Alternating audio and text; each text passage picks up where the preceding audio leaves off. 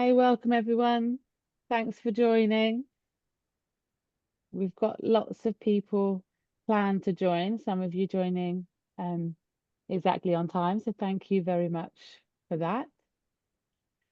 We'll just wait a couple of minutes for as many people as possible to join for the start of this webinar, so no one misses anything, but thank you all for joining wherever you are in the world. My colleague Bruno will just talk us through the options for translation in a minute and how you can access different translation. And once we start the webinar formally, we'll all introduce ourselves and go through the outline for the webinar today. If you have a chance to start to pop in the chat your name and where you're from or what your role is, that would be really great, because we love to know who's joining us and where you are in the world. So please do go ahead and do that. Thank you. Welcome to your meeting with ICM. The interpretation button should appear at the bottom of your screen, next to the Share Screen button. By clicking on the interpretation button, you can choose the language you would like to hear. The interpretation button will then transform this meeting into the selected language. To change the language you would like to hear again, follow the previous procedure by clicking on that same button. By default, you will hear the selected language at 80% volume and the original audio at 20% volume. If you would like to mute or unmute the original audio, click on the corresponding option within the language button. Enjoy your meeting. Bienvenue à votre réunion avec l'ICM. Comme la réunion propose une interprétation simultanée en français, le bouton Interprétation devrait apparaître en bas de votre écran à côté du bouton Partager l'écran. En cliquant sur le bouton Interprétation, vous pouvez choisir la langue que vous souhaitez entendre. Le bouton Interprétation se transforme alors en la langue sélectionnée. Pour changer à nouveau la langue que vous souhaitez entendre, suivez la procédure précédente en cliquant sur le même bouton. Par défaut, vous entendrez la langue sélectionnée à 80% de volume et l'audio original à 20% de volume. Si vous souhaitez couper ou supprimer l'audio original, cliquez sur l'option correspondante dans le bouton de la langue. Bonne réunion. Bienvenido a su reunión de la ICM. Como la reunión ofrece interpretación simultánea en español, el botón Interpretación debería aparecer en la parte inferior de su pantalla, junto al botón Compartir pantalla. Haciendo clic en el botón Interpretación, puede elegir el idioma que desea escuchar. El botón Interpretación cambia entonces al idioma seleccionado. Para volver a cambiar el idioma que desea escuchar, siga el procedimiento anterior pulsando el mismo botón. Por defecto, oirás el idioma seleccionado a un 80% de volumen y el audio original a un 20%. Si quieres silenciar o desilenciar el audio original, haz clic en la opción correspondiente del botón de idioma. Disfruta de su reunión. Welcome, everyone. Feel free to introduce yourself and share your comments during the webinar by clicking in the chat, or if you have any questions, please use the Q&A button.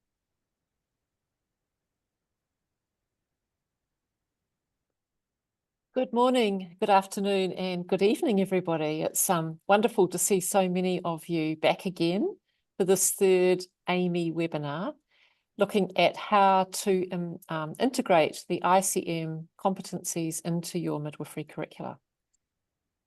Today we have 4 facilitators, as you can see, and I will ask each of them to introduce themselves briefly. I'm Sally Pearman, the Chief Executive of ICM, and I'm sitting here in a very wet and cold Hague in the Netherlands today. Over to you, Carolyn. Hello, everybody. Good morning from a very dark. I see some other people from Vancouver, Canada.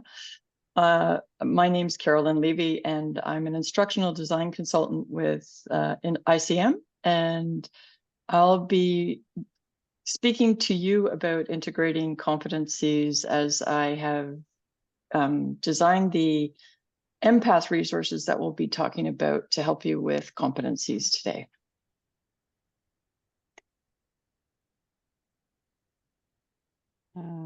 I'll go next. Sorry, Go. whoever's doing the slides, would you mind going back to the introduction? Thank you. Sorry. So hi, I'm Kate Stringer. I'm midwife advisor at the ICM. I am currently from working in the UK this week, but I normally live in the Netherlands. Delighted to see so many of you from all over the world, and really hope you enjoy this webinar. Over to Olive. Hello, everyone. Good evening, good morning. I'm Olive Tengera. I'm ICM Regional Board Member for Africa, and also I'm a midwife educator at University of Rwanda. Nice to be with you. Thank you. Thank you, everyone. Next slide, please, Bruna. So just as a reminder for those of you perhaps new to these webinars, these are webinars that are being run for AIME, or the Alliance to Improve Midwifery Education. You can see on the screen the core partners of AIME: ICM, UNFPA, Leerdal, WHO, JPIGO, and LSTM. And the purpose of AIME is a collaboration to really strengthen midwifery education across the world, and coordinate our efforts. And there are many, many other organisations who are also part of AIME. This is just the core group. So we're very happy to be able to bring this webinar to you from AIME. Next slide, please. So what we're going to cover today is looking at how to integrate the ICM competencies into the midwifery curriculum. I think many of you, as I'm recognising names as you introduce yourself, many of you have been in the previous webinars, so you are familiar with the updated competencies from ICM that were released earlier this year. And we're going to just look briefly back at those, then look at what is competency-based education, and how do you establish a competency-based approach into your curricula, into your assessment processes, and talking also about how your faculty are competent. And we have a guest, as Olive is a guest speaker, because Olive has recently been leading and working with her team at the University of Rwanda in terms of revising and updating their curriculum to embed the new ICM, or the updated ICM competencies. So we have a real life feedback and story from Olive. Thank you.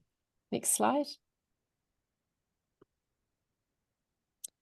So as you are all familiar, this is the update of the Essential Competencies for Midwifery Practice. We used to have 4 in the framework, and now we have 5. The new one is the Sexual and Reproductive Health category, which is category 2. And really what we have done is that we have pulled out the competencies related to sexual and reproductive health from the other 3 categories of practice: antenatal care, labour and birth care, and postnatal care. And we have put them into their own category. And we have strengthened those competencies, provided more information.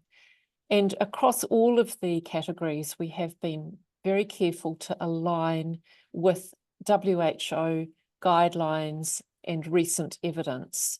So there's not really something very new apart from the one new competency in relation to midwives' work in humanitarian settings and climate change.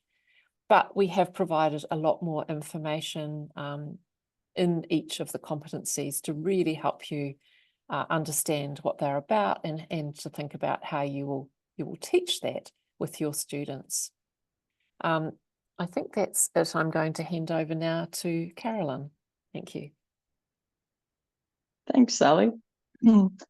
So before we get started on how to integrate the ICM Essential Competencies into your curricula, it's important to understand some definitions. And what we've got on screen right now are the definitions that ICM has agreed upon. I always start here when I'm working with educators in curriculum development so that everyone has a common understanding. The slides that you'll be seeing as I walk you through this are from resources that ICM has created for you, and we'll be discussing those later on so that you have these available so that you can refer back to them. Currently, there's no one widely accepted definition of competence or competency. So ICM undertook a comprehensive review to determine which definition to use. When we talk about a competent midwife, normally we're referring to someone who is able to perform tasks or an activity consistently over time and in different situations to a prescribed level of proficiency. And this is the definition of competent that ICM uses. The other term that's really important to understand is competency. And when we speak about a competency, we're talking about a statement that describes what midwives are able to do. The competencies integrate the knowledge, skills, and behaviors required to perform a task or an activity. It's important to understand here that competencies are interrelated and need to be learned in the context of practice. They cannot be taught or learned in isolation. They require a holistic approach to education so that students learn how to use the competencies in different contexts throughout their practice. Next slide, please. So another important definition to understand in terms of using competencies and creating a competent midwife is competency-based education, or CBE. This approach focuses on the development of knowledge, skills, and behaviors over time. So it requires direct observation of a student's performance and the involvement of midwife educators to provide regular, repeated, and supported skills practice. So competency-based education is an applied approach to learning where students actively participate in the learning process and also reflect on their performance. CBE education also focuses on formative and summative assessment that is directly associated with assessing the student's abilities to perform midwifery tasks. So we're looking at real-world-based education. And finally, competency-based education requires that midwife educators systematically integrate the essential competencies into the curriculum. This ensures that students have multiple opportunities for practice and opportunities to get meaningful feedback and track their progression through multiple assessments. So now that we've gone through some primary definitions, how do you actually integrate the ICM essential competencies into your midwifery program? Next slide, please. So on this slide, you'll see the structure of most curriculum that midwife educators will come across. Normally, we have very high-level mission, vision, and philosophy statements with the aim of the program. And then under that aim or goal of the program, we've got the program learning outcomes. The first thing to do when you want to integrate the ICM essential competencies into your curriculum is to look at all the learning outcomes starting at the program level. Ideally, you want to see the competencies integrated into the program and module learning outcomes, because this is where midwife educators and clinical preceptors align their teaching and learning methods to those outcomes.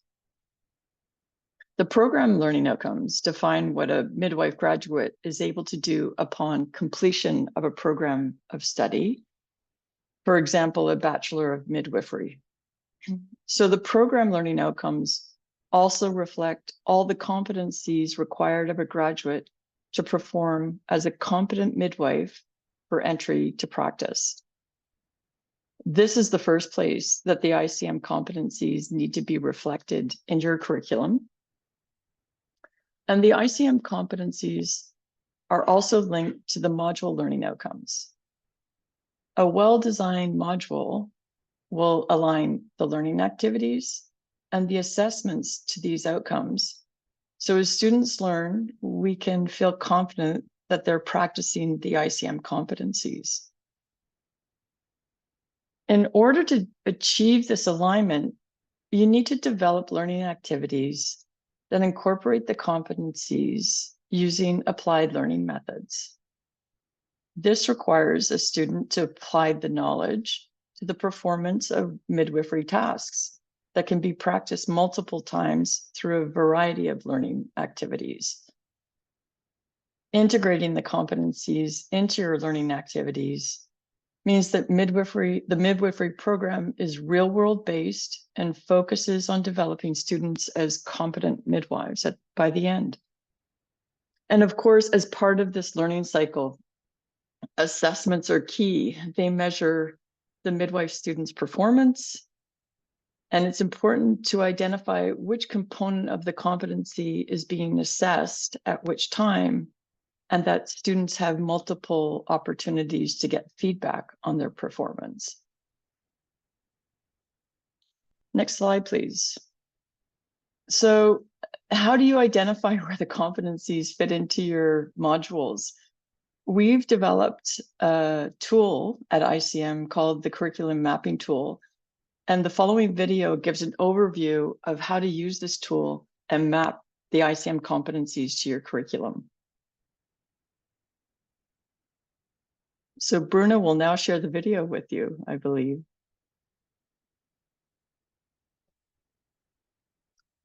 Welcome to the overview of how to use the ICM Curriculum Mapping Tool. This tool helps you identify where the ICM Essential Competencies are located in your midwifery courses. The Curriculum Mapping Tool consists of 6 sheets or pages in an Excel file. The first sheet is the instruction page. There is one sample sheet that provides an example of how to map the competencies and 4 other sheets for you to complete the mapping for each year of your program. Feel free to adapt the file to suit your context. This instruction page outlines how to fill out each sheet, how to print off the sheets within the file, and how to use the filters to determine the gaps in your program. We'll walk you through the tool and provide some tips on how to map the competencies against your learning outcomes. So, let's take a look at the sample sheet. In this sample sheet, the module titles are listed in the first column on the left-hand side of the page. The learning outcomes for each module are listed in the next column, followed by the year and semester in which the module occurs. Across the top of the sheet, you will see each of the ICM Essential Competencies listed according to their category. Before you start filling out the mapping tool, we recommend that you review the ICM Essential Competencies, including their descriptors, which are found on the ICM website. In fact, it's a good idea to have the full ICM competency list on hand to help you interpret each of them for your context. You can use the QR code to take you to the competencies now. The essential competencies are found in the education pages on the ICM website alongside all our other education resources, including the Global Standards for Midwifery Education. To fill out the curriculum map, enter an X in the cell where the competency is related to the learning outcome. For example, in the Foundations of Midwifery Care module, you can see a number of competencies are related to each of the learning outcomes. Alternatively, you might want to indicate where you introduce or develop a competency by using an I for introduce and D for develop. You can also use the letter C to indicate when the learner should be reaching competence. So using this example, we would insert an I for each X in the Foundations of Midwifery Practice module to indicate that the competency is introduced here. The best way to fill out the table is to look at each learning outcome and then the competencies and ask yourself the following questions. Does this competency help the learner to achieve the outcome? If yes, what part of the competency, its knowledge, skills, attitudes, or behaviors is associated with the learning outcome? Or is it all of them? It's normal to introduce the knowledge components of a competency early in the program when midwife learners are becoming familiar with foundational concepts. Skills, attitudes, and behaviors are normally introduced later on to support the development of the competency over time. Let's look at an example.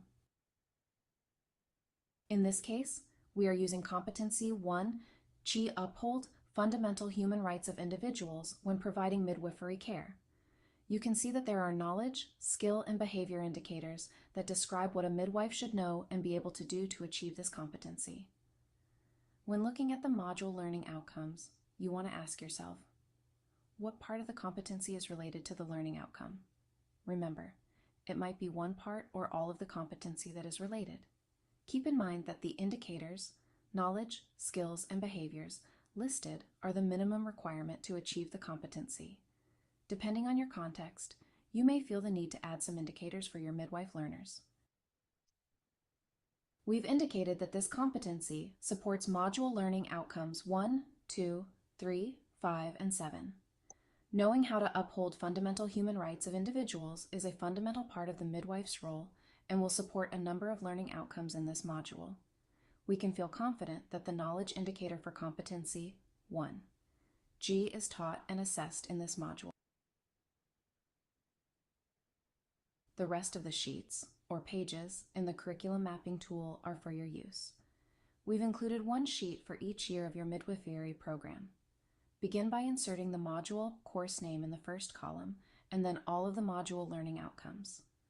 Once you've inserted all the modules for each year, begin by reading through the competencies along the top of the page and determine if it supports the learning outcome. You can use either an X in the cell where the competency and learning outcome meet, or you can use the IDC scale. Repeat these steps until all the competencies and learning outcomes have been covered. Once you've filled out each sheet, you can start filtering the information to see where different competencies occur within the modules. The instruction sheet at the beginning of the file goes through multiple ways of filtering the information. You can use the sample sheet to try out the filter options before filling in your own sheets.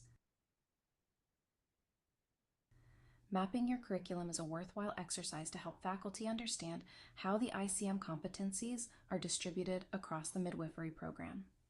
It also helps in developing a progressive learning pathway for midwife learners, so they have multiple opportunities to practice and develop their competence over time. For more information and support materials regarding midwifery competencies, please visit the ICM website and go to the Education Resources section.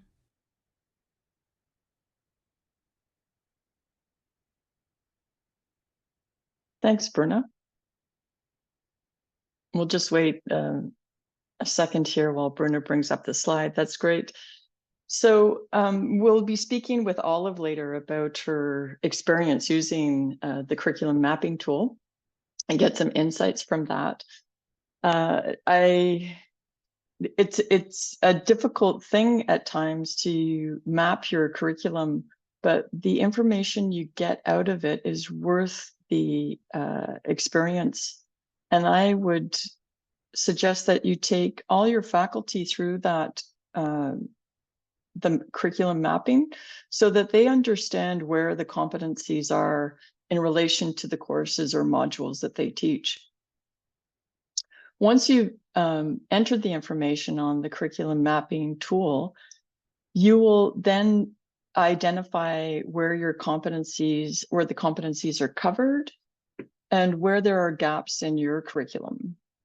And once you've identified those gaps, you should be asking yourself the questions that we've got up on screen in terms of where do we think that the competency is introduced or the knowledge component, where is it introduced and reinforced? And where is it the best for the learner on their pathway? to start integrating the skills and behaviors? Where do we introduce them and develop them? The two last questions on the screen are really important. Your learning experiences should be progressive. So do your learning activities, allow the learner to revisit concepts, apply new skills, and practice frequently over time to become competent. And the other question to really consider is, how many opportunities do learners need for practice and to be assessed on the competency? We know that some learners acquire skills very quickly and others need more practice. So looking across your whole curriculum to see where you can provide frequent opportunity for practice is really important. Next slide, please.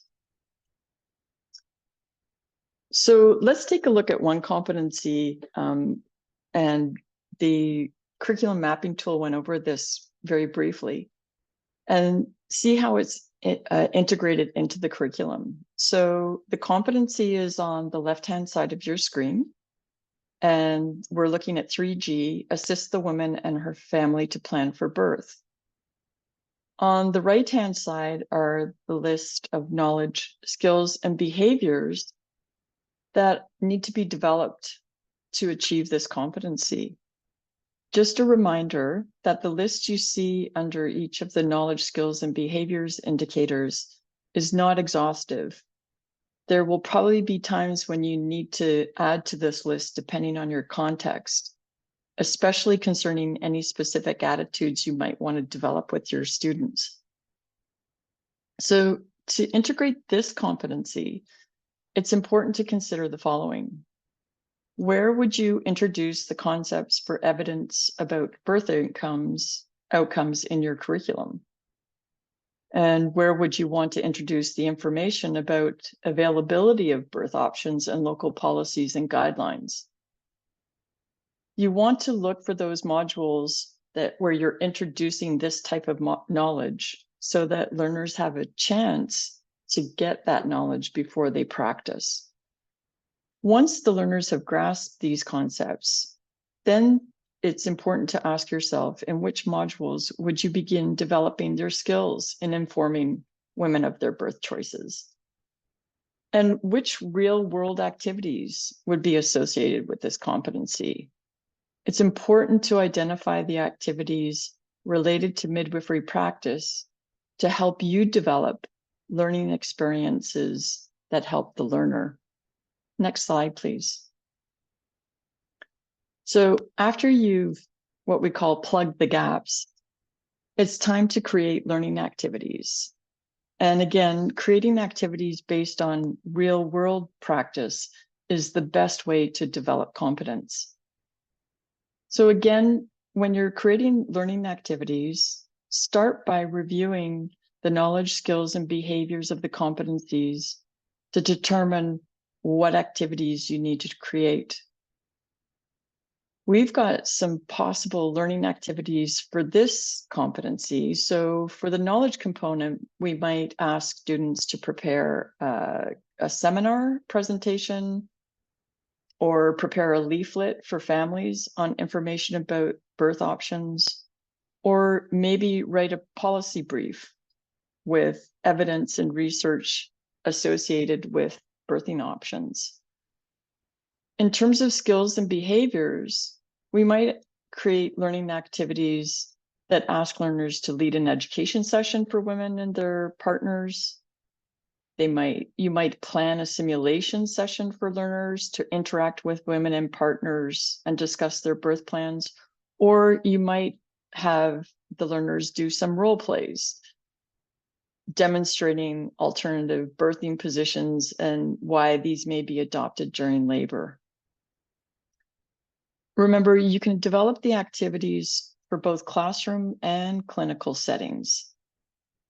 Keep in mind that when you develop the activities, they progress from simple to complex.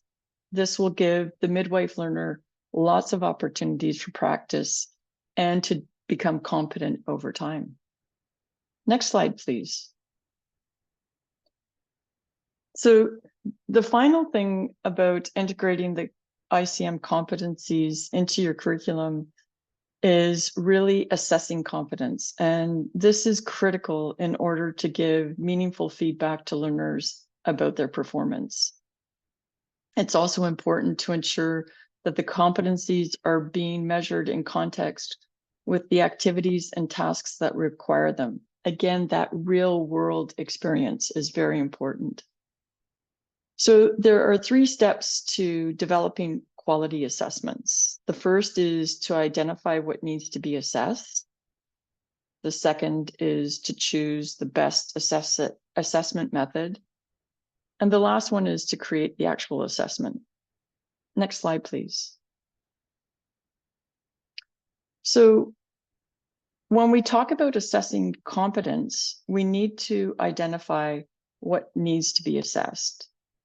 And you need to think about how a competent midwife performs the competency. So here we have the first step, and we've got an example at the bottom of a competency, which is demonstrate respectful and effective interpersonal communication with women and families, healthcare professionals, teams, and community groups. In order to assess or create assessments to assess this competency, you need to think about, how does a midwife actually perform this? What does she do that a less experienced midwife might not do? This helps set up the performance criteria for you to assess your learner. And the thing you also need to do is determine what part of the competency you're assessing. Is it knowledge about effective communication? Or do you want to see them perform effective and respectful communication before you? Or is it all 3 at once? So the questions to ask for this competency is, how can you know that the student demonstrates effective interpersonal communication? What behaviors are you looking for? What skills need to be demonstrated? What knowledge does the midwife student need to pull to be able to practice and show you that she's achieved this competency? Once you've identified what you're focusing on, you'll be able to create a list of criteria that illustrate how a competent midwife performs this competency. With this list, you'll be able to develop an assessment and a grading rubric to evaluate your learners. Next slide, please.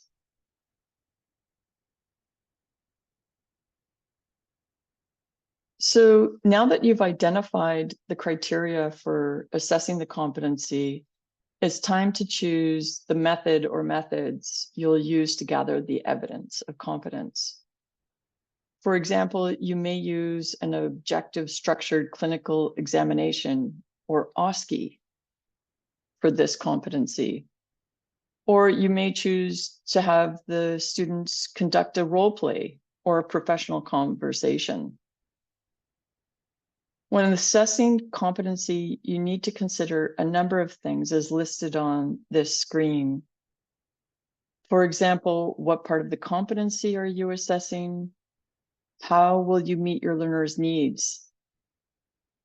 Who will collect the evidence? Is it the learner, you as the educator, or somebody else?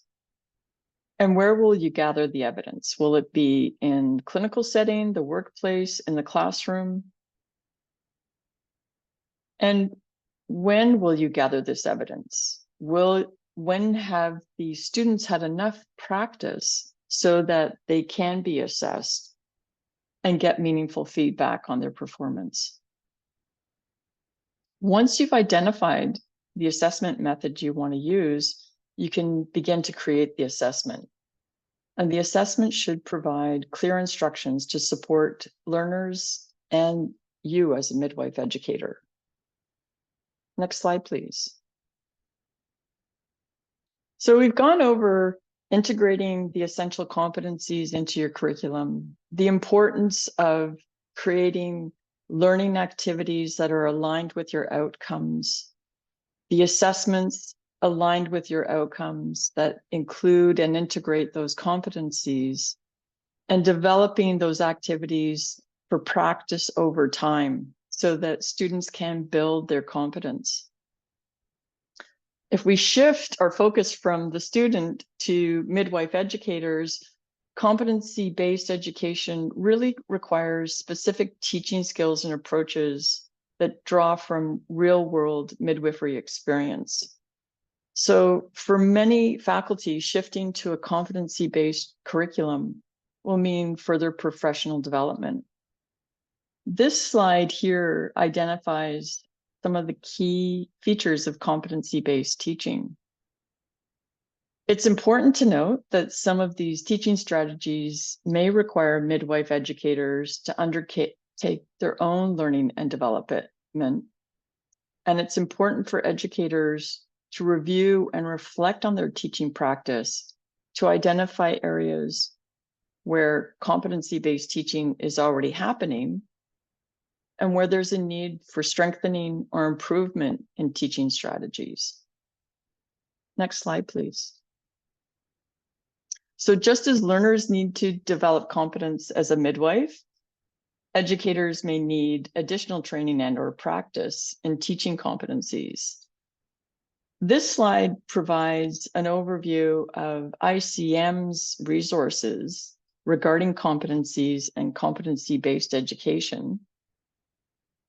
For more information, please go to the ICM website and look for the empath resources for more information.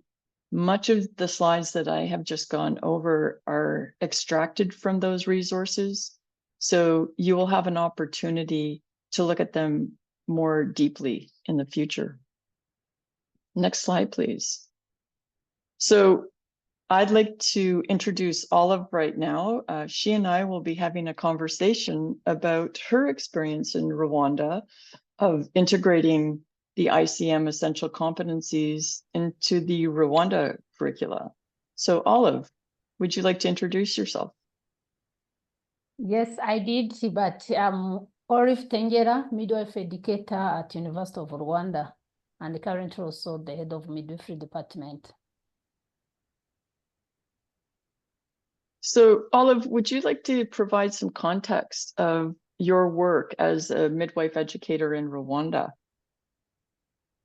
Yeah, like a background in Rwanda, we have midwifery and nursing schools where we have a existing one with one only public university teaching midwifery and the nursing, and other three which are teaching midwifery, but also we have newly established midwifery schools, 7 ones, which started this year because we are having a strategy of quadruple health workers by 2030. All of these ones, they are starting midwifery, and the existing ones 4, they were having like different, not far from each other, but different curriculum. Those midwifery curriculum, what I can say, we sat down and harmonized them from those 4 institutions which were teaching midwifery. And by, I can see people are not hearing me.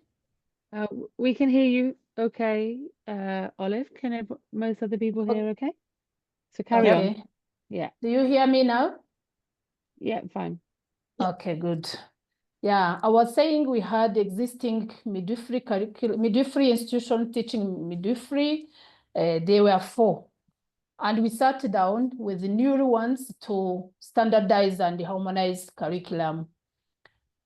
Also, that was an opportunity to integrate this ICM competency, and with the Ministry of Health, in collaboration with the UNFPA, they hired consultancy from Gothenburg University. They are midwives educators, and they worked with the midwife educators in Rwanda and the readers to integrate these ICM competencies in our existing curriculum.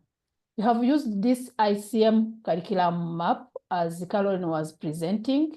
It was the first time for us, but it was also the way of learning from those consultants and being together and sat together to see how we can integrate these ICM competencies into our curricula, which would be harmonized.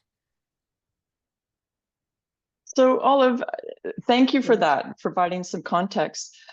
I just want to ask you, when you were using the ICM competency mapping tool, what was that experience like for you and your faculty? What was easy and what was more challenging? And what did you learn from that experience? Yeah, thank you, Caroline. Yeah, it was first time to use this tool of mapping competencies because we developed our curricula and there was no using this map to map competence from ICM. But because we had those expert consultants who used most of the time in their university, they helped us. We started by online meetings, share those tools. They developed those metrics to help us to understand well how can use this mapping tool. Before we had like a face-to-face workshops because we had series of workshops to map and even to develop and integrate this ICM. At the beginning, it was like strange, but when they introduced and they helping us to understand, it was easy. And we have benefited from learning from them because it helped to go and dig in deep into our own existing curricula. Thanks. So after you mapped the curriculum, did you identify places where you need to make changes in how you develop learning activities or taking a competency-based education approach?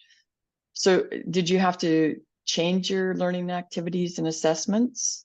And what challenges did you face if you had to make these changes? Yeah, we learned a lot, as I was saying. The most of previous competencies, even though we had those curricula were competence, but those previous competencies were mentioned, but when we read and dig in deep, we found that they were at the surface level, if I can say, in those previous curriculum. And for this, when we are doing that exercise of mapping and integrating, we created a lot of new learning activities in the new competence-based curriculum. Is that we have learned from it and added like changes. And also it was a new way of thinking using several new approaches. So it sounds like there was a lot of new information, new experiences, new discoveries that was happening as you mapped your curriculum. Yeah, Go ahead. Yes, thank you. Yeah, there were many new things because with the new learning activities, we learned from this ICM competence as we are explaining during your presentation. And from there, we found we have to add on those performance criteria on each learning outcome and each competencies. This shows that it was like at surface level, as I was saying, it was not deep to make the student to understand and repeat and have competence at the end of that achievement of learning outcome. It was really helpful and we learned a lot for creating these new learning activities. So my understanding is that you haven't delivered this new curriculum yet, that you're going to deliver it in the future. Yeah. In terms of having your faculty go through this process of integrating the ICM essential competencies, what do you think they need to learn to deliver the curriculum? What Yeah. Yeah, thank Sorry. you very much, Caroline. Yeah, what I have seen, and we discovered together, because we sat from different institutions teaching midwifery, and even non-governmental people from different organizations and midwifery educators, and we've discovered the need of more faculty training about competence-based training. And from there, now we are currently conducting a study from those different teaching institutions to understand what is needed from those faculty to be able to implement this new curricula, because it is a new one. It is at high level, High Council of Education to be approved. Is not yet approved, but through the process of integrating these ICM competencies, we discovered that we need, as a faculty, to have more training about this competence-based training, how to deliver this competence, in which mode, and the way, as well as how to assess them.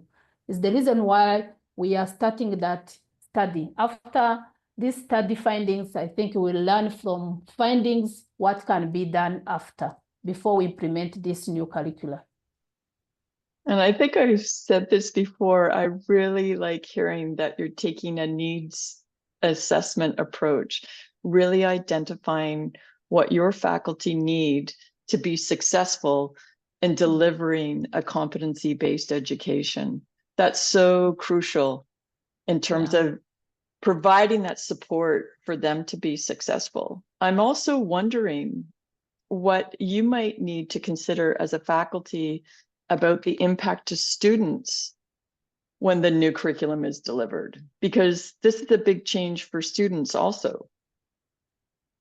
Yeah, it can be, but after being trained and deliver this curricula to our students, I see that with this competence-based curriculum, will really help the student to learn midwifery.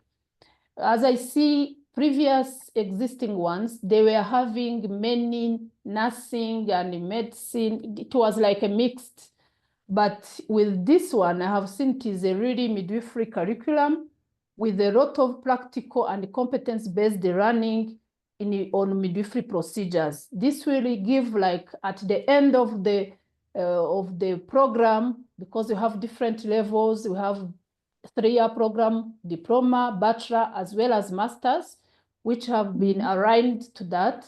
And we really hope that at the end of each program, a student will graduate with the competencies needed for a midwife to go to practice, not a mixed, if I can say, curriculum. Yes, yeah. And in my experience, a lot of times when you're making such change in your curriculum, it's really also supporting the students to understand there's new ways of learning and there's new ways of assessment, so that they need time too to get used to the new way of learning. And so this is the support that's required on both sides for faculty and students as you go forward. My last question to you, what advice would you give midwife educators when they begin to integrate the ICM competencies into their curricula? Any words of advice? Yeah, what I can say, it is a learning process, and also it is a good experience. What I have seen, it is to have political will and the government taking it as a ownership. Teaching institutions, government, Ministry of Health, and supported by UNFPA, we are taking it as our own work we have to do. It was in parallel with those 4x4 strategy to quadruple health workers. And what I have seen, which is good, it is having time bound, because sometimes when you start, to develop curricula, it takes long normally. But when you give like timeline, and with the same group, it helps to be in touch, continuing the same way, instead of taking long, and some people go on, and others come in, start afresh, and it delays the feedback. This is what I learned from this process, because we had a series of workshops and also online, face-to-face, to work hard to have this being done, to give feedback, and it helped us to not take longer, and the core team was together, not like inviting others, coming with the new ideas without starting with the others. That sometimes disturbs, and that helped us. And it can be like an advice I can give to my colleague, midwives, educators, when they will do or start. There are many advices or experiences we can share, but that one also helped us to give time, the duration, which is not like longer, and people, you miss them and you lost them on the way going, developing curriculum, but also to stay together as a core team, to have ownership as their work if they want that product to be done. Thank you. Thank you, Olive. Yes, I agree. I always believe that curriculum development should be done by all of the midwife faculty. There's a great sense of ownership and also discovery when they see the entire program and where their courses or modules fit in the program. They get a better sense of the holistic design. So it's nice to hear that. Thank you so much for that experience. Kate, do you want to take on the next slide? You're on mute, Kate. Thanks, Carolyn. So we're just going to wrap up now. So we've got plenty of time, or we've got a few minutes for Q&A. So just to remind everyone, the resources are available on the ICM website. The recording from today will also be on the YouTube channel. It's really useful to keep going back and having a look at these resources, because some of the concepts around mapping the curriculum can feel a bit confusing to start with. Really important to understand the key education and competency-based definitions and concepts. Have a look at your own modules and start to think about mapping them to the updated 2024 competencies. This will help identify areas within your curriculum that you might need strengthening. Thanks, Olive, for sharing your insights into your process in Rwanda. Absolutely fascinating, and I think some real key learnings there, particularly around getting the right people together at the start. I think that really came across to me about getting the right stakeholders involved to kind of accelerate the process. Next slide, Bruna. We've now got a bit of time for questions and answers, and there is some in the chat already, but if continue to post in there, and we'll try to get through them all in these last few minutes. So Ashaya has said, yeah. Sorry, I was just going to say Rosine has one where this is a common challenge that many people see. Sally has a comment. Yeah, Rosine, I would say, yeah, some countries are required to have a single curriculum. Many countries are not. What ICM is saying to everybody is that the midwifery regulator has an important role in setting national standards for pre-service midwifery education, and also the national competencies.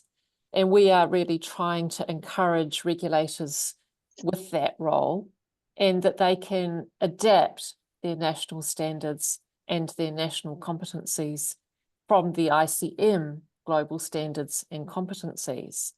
But I think that if you are in a country where the Ministry of Health very often is the one who says this will be the curriculum, and if you have got the situation, it sounds like in Somalia, where there is another curriculum being developed through the Ministry of Education, I think there's a very important advocacy role for you as midwife educators to speak with both ministries and talk about the importance of a single curriculum. Ideally, a midwifery council that would actually set the standard. Then if you have a standard, you don't actually have to have the same curriculum. You can develop slightly different curricula, but they must meet the standard that has been set. So I think there's a conversation and some advocacy for you to do in Somalia with your ministries to clarify and get very clear about what you're going to have in Somalia. Thanks, Sally. A sort of follow-up really was from Ashaya around, is there a process through which ICM accredited institutions could collaborate with those who are navigating this process? And I think that's a really good question, and something that the ICM has been working on recently around with our more regional approaches and regional conferences to really hopefully bring midwife educators, midwifery associations together in a region so that we can strengthen that peer support and those twinning opportunities. So I think that's a really good point, and something that we would definitely want to work with midwifery associations so that you can help each other through this process. I don't know if Sally or Olive had anything they want to add to that. Well, just to say that ICM has established regional professional committees. So in each region, we've got a group of volunteers who are a mixture of educators, regulators, researchers, practicing midwives, and an emerging leader. And the purpose of that committee is to get collaboration working across all of what are often silos. So education sector, practice, regulation, research. Often we all work just in our own group and we don't collaborate. And we think that there's real benefit in midwifery schools working together and with their regulators and very much with their midwives associations to really collaborate on good practices, share knowledge, ideas. And so I recommend that you look to your regional professional committee. You can do that through info@internationalmidwives.org, and we can help you to connect so that the RPC, as we call it, can help the midwifery schools in a region to actually work more closely together and with the associations. Thanks, Sally. Probably just only time for one last question for Olive from Duncan.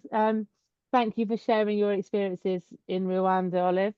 And do you anticipate any challenges in implementing the competency-based curriculum? I know you touched on it a little bit already, but I don't know if you're able to expand on.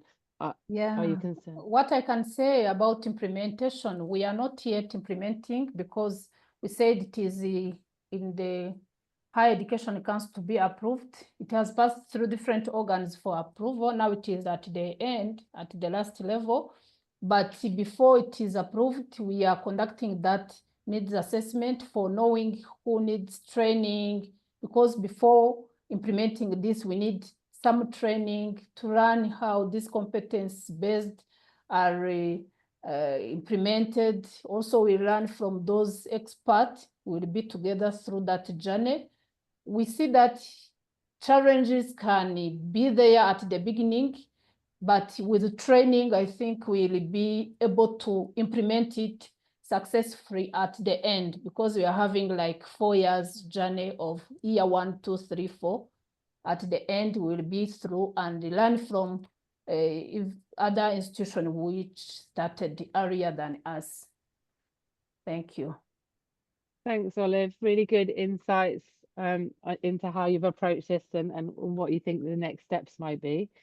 Unfortunately, we have come to the end of the webinar, but thank you all so much for staying online for the whole session. Lots to cover in this webinar. So do go and have a look at the resources, have another look. We've got one more in this mini series to go. So that's on the 11th of December. And that's around recognition and incorporation of prior learning in midwifery education programs.